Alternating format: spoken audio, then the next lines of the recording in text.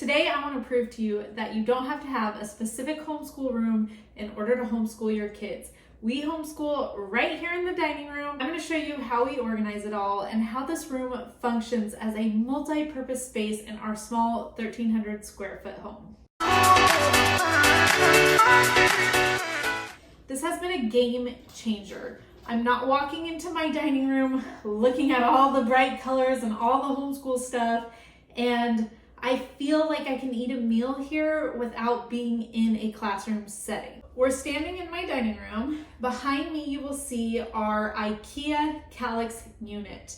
This unit comes with open shelving. We went ahead and added the drawers and we added the door fronts. Now, this unit, I will say, can get pretty spendy. It runs from, I think it's like $200 new at IKEA. We bought this used. I wanted to start by opening up some of these doors. This is the main hub for our books. So this is all curriculum that I'm not so clutter-free Carli about. This is curriculum from the past that I don't necessarily want to sell or donate yet because I might go back to it. I'm the type of person that I always think there's something better and brighter and greater out there that I could be doing with homeschooling. So I try a lot of curriculum on for size. Do not do as I do. It gets very expensive when you do it that way. This is the house for that stuff. If I needed an overflow, I'd probably use one of the pull-out baskets below. Hopefully it does not get to that point. I really do like to try to keep it minimal. There's not a lot of space in here. So these next doors are each child gets a cubby. I'm only homeschooling 2 kids right now, so we might have a problem when I start homeschooling more with this cubby system, but it's working for now. This is my daughter's cubby. This is my son's cubby. This works really nicely because I can say, hey son, go get your math book, and he knows where his cubby is. He knows exactly where all of his curriculum is for the day.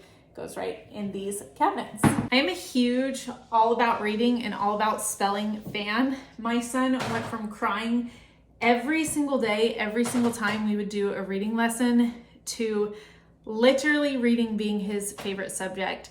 I just became an affiliate partner with them, so I will link my special link down below if you want to check them out. I'm also interested in doing a video all about reading, all about spelling, the all about learning program. So this is where I keep my binders for the program. I love that I could use their activity workbook pages for every kid. Now, you could certainly cut and paste these, but I found this binder system really helps saving the curriculum. So this is what we do. This will probably always be our all about reading, all about spelling little cubby. I am currently on my knees to show you this. I am very pregnant, like I said, so this might not last very long. It's the only angle I could get. Our dining room table is right here. I will pan out and I will show you the whole room later on, but it's a little cramped. So in each of these baskets, I have different things.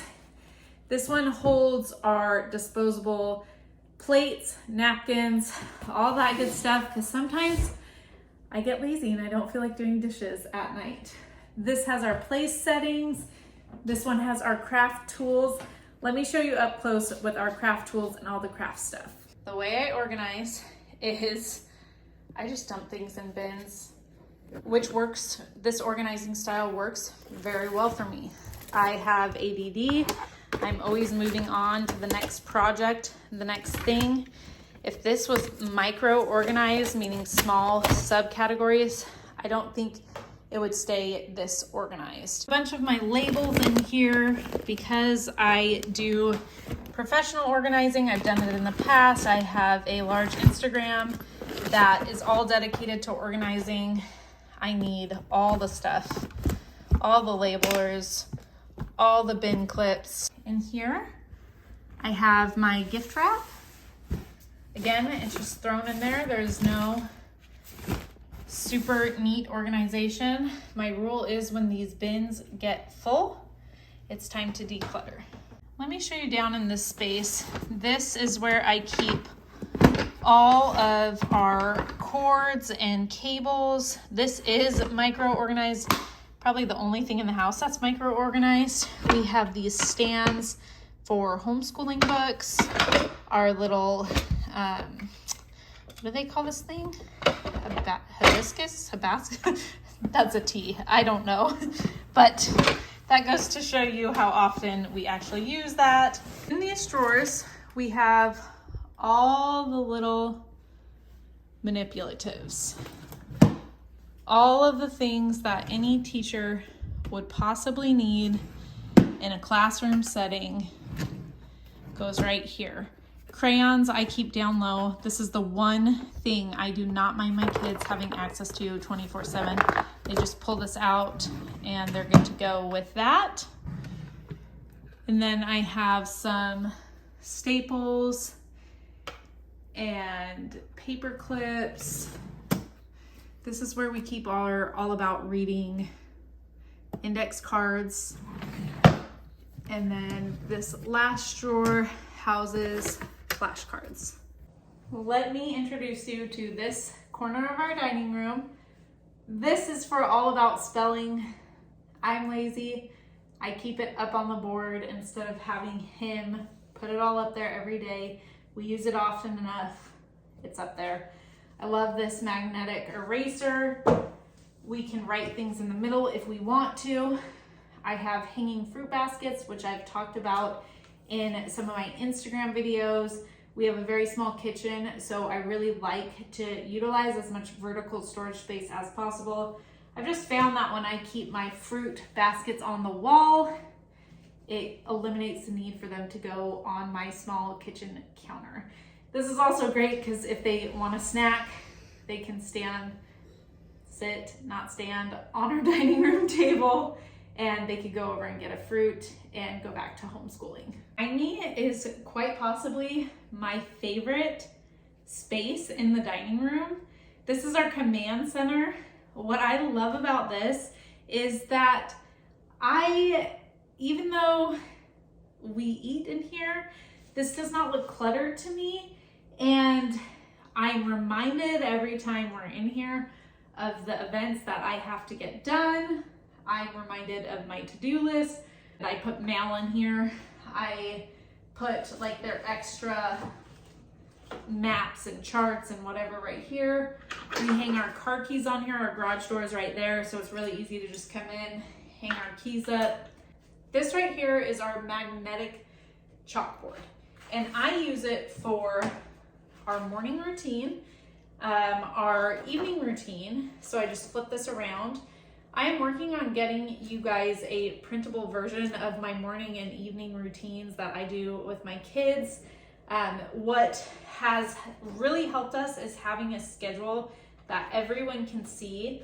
And then what I do is I move this magnet down to where we're at. So it's dinner time, it's bath time. They know exactly what's expected of them when. And then they have their chore charts right here. These are for sale in my shop, and I love it. So I have my cleaning checklist. This is a free PDF. I'll put it down below. I keep saying that, but you will find everything to this video linked. And then we have our world map from my father's world.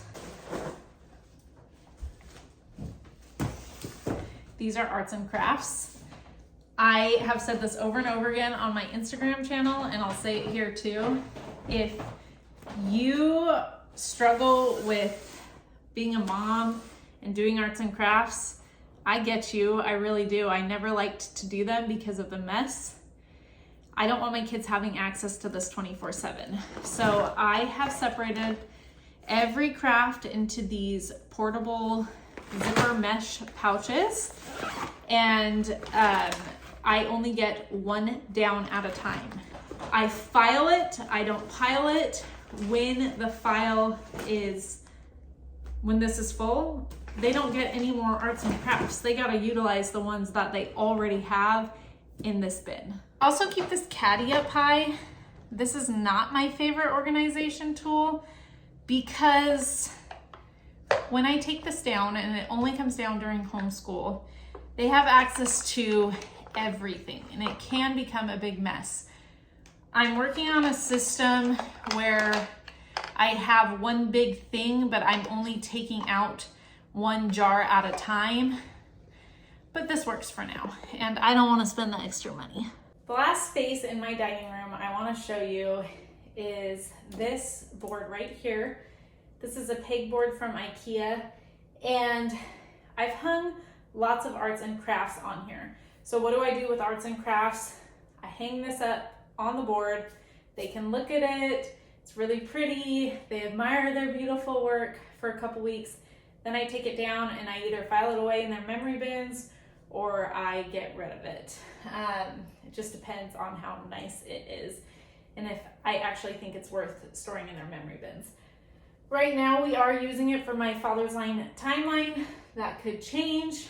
Thank you so much for joining me today. I hope this gave you some inspiration, some ideas on how you can organize your own homeschool space, whether it's in your dining room, your living room, even your bedroom. You can make it work in a small house. If you're new to my channel, don't forget to hit that subscribe button. I will come out with more videos all about homeschooling, organization, homemaking, all the good stuff. See you next time.